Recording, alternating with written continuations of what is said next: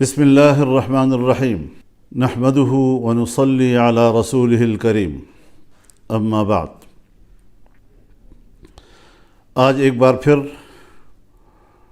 پوری قوم سے مخاطب ہو رہا ہوں۔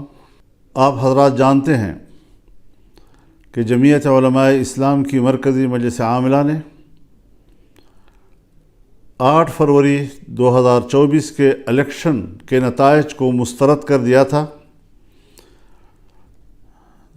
2018 کے الیکشن میں جو عوام کی حق رائے دہی پہ ڈاکہ ڈالا گیا تھا، 2024 میں ایک بار پھر عوام کی حق رائے دہی پر شبخون مارا گیا ہے۔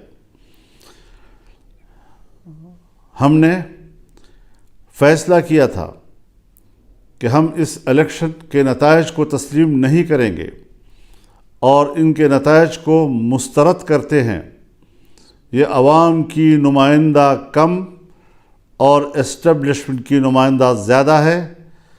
ہمیں عوام کی طرف جانا ہوگا، عوام کو اعتماد میں لینا ہوگا تاکہ وہ اپنے ووٹ کے حق کے لیے متحد ہو سکیں، ان کی صفوں میں وحدت آ سکے اور وہ اس قابل ہو سکیں کہ وہ اپنے ووٹ کو تحفظ دے سکیں اور اپنے حق رائے دہی اس کو محفوظ کر سکے۔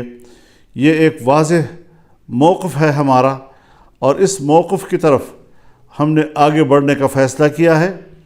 چنانچہ انشاءاللہ العزیز اللہ تعالیٰ کی فضل اور اس کی تائید کے ساتھ ہم 25 اپریل کو بلوچستان سے اس تحریک کا آغاز کریں گے اور ان اجتماعات کو ہم عوامی اسمبلی کا نام دیں گے۔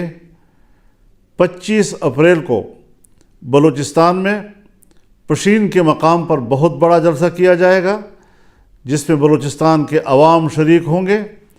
اسی طریقے سے 2 مئی کو کراچی میں بہت بڑا عوامی اسمبلی کا انعقاد ہوگا اور سندھ کے عوام اس میں شریک ہوں گے۔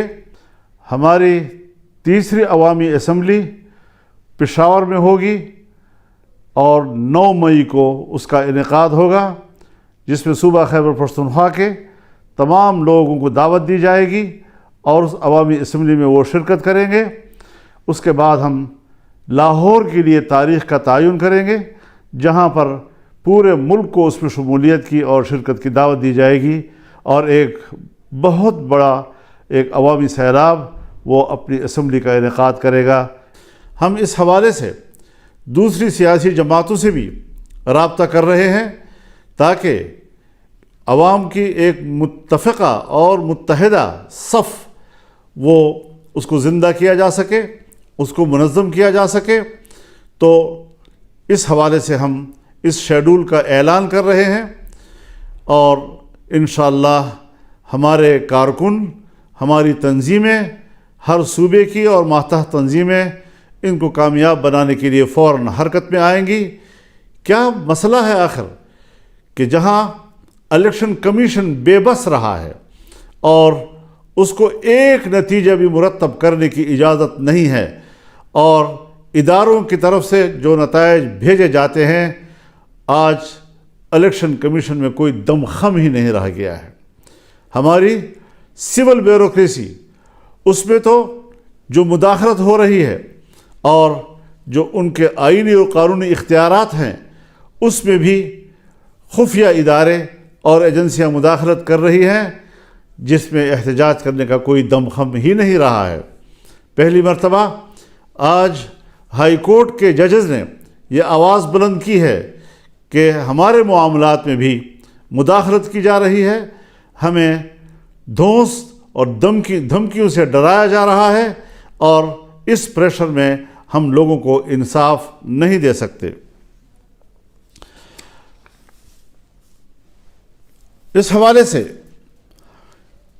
اگر ماضی کے دریچوں میں جھانکا ہے تو وہ پاکستان کے اس وقت کے وزیر دفاع جناب خواجہ آصف صاحب ہیں جو برملا ان واقعات کا ذکر کر رہے ہیں کہ کس طرح مقتدرہ نے انتخابات کے معاملے میں مداخلت کی، اس کے نتائج کو تبدیل کیا، اور کس طریقے سے اس کو الیکشن کے نظام کو اور اس کے نتائج کو منظم کیا اپنے مرضی کے ساتھ، عوام کی مرضی کے خلاف۔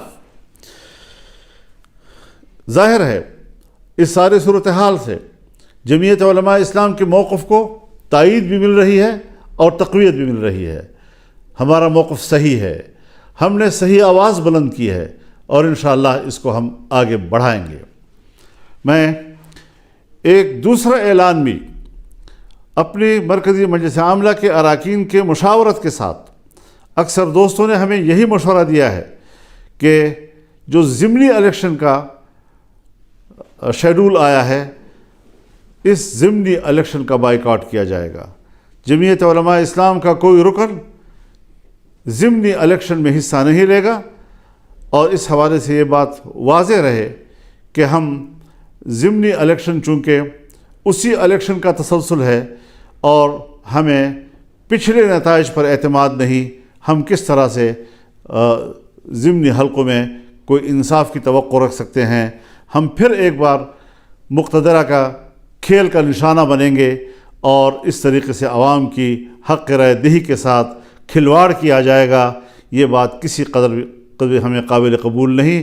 انشاءاللہ العزیز رمضان المبارک کے بعد تحریک چلے گی، فیصلے اب ایوان میں نہیں میدان میں ہوں گے۔